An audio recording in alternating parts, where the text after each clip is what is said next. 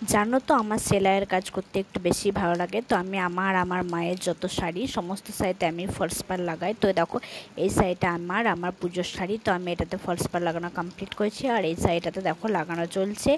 এটাতেও মানে প্রায় হয়ে গিয়েছে নিচের দিকটা, উপরের দিকটা এখন লাগাচ্ছি। আর এই শাড়িটা দেখো, এটা মায়ের শাড়ি পুজোর, এটাতেও লাগানোর জন্য আমি রেডি করে রেখেছি। মানে আমার মোটামুটি একটা শাড়িতে 1 থেকে 1.5 ঘন্টা লাগে।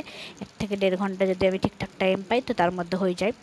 তো আমার শাশুড়ি মায়েরও আমি দুটো শাড়িতে ফলস পাড় লাগিয়েছি, দুটো কি তিনটা মনে পড়ছে না, তবে দুটো, মোটামুটি দুটো।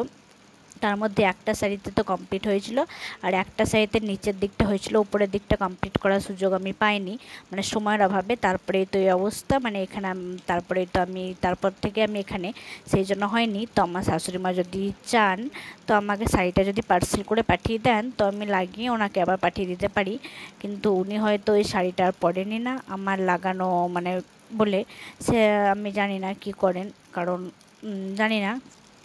তো তারপরে দেখো সাইডে ফলস পাড় লাগানোর পরে পিকু এখন আলু ভাজা, মানে আলু খেতে শুরু করেছে। তরকারি নিয়ে বসে পড়েছে বাটিতে।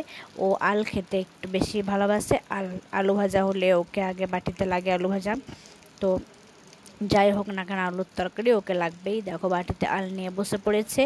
আর আমার ফলস পাড় লাগানোটা তোমাদের, মানে তোমরা কে কে ফলস পাড় লাগাতে পারো সেটা একটু জানিও, ভালো লাগবে জানলে। আর আমার শাশুড়ি মা যদি চান তো আমাকে শাড়িটা পাঠাতে পারেন, আমি ফলস পাড়টা কমপ্লিট করে ওনাকে আবার মানে পাঠিয়ে দেবো পার্সেল করে।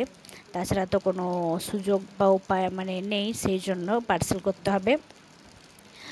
আর উনি কমপ্লিট করেছেন নাকি তাও জানি না, তবে সবুজ সাদা সবুজের সিল্ক শাড়ি আমার মনে আছে, যেটাতে আমি নিচের দিকটা লাগিয়েছিলাম আর ওপরের দিকটা আমি লাগাতে পারিনি সময়ের কারণে, সময় পাইনি। তারপরে এই অবস্থা, তারপর থেকে তো আমি বাপের বাড়িতে, সো আমার আর লাগানোর সুযোগ হয়নি। তো দেখো পিকু দুষ্টুমি এখন চলছেই, আর চলতেই থাকবে ও দুষ্টুমি। তোমরা সঙ্গে থাকো, ও দুষ্টুমি দেখতে থাকো।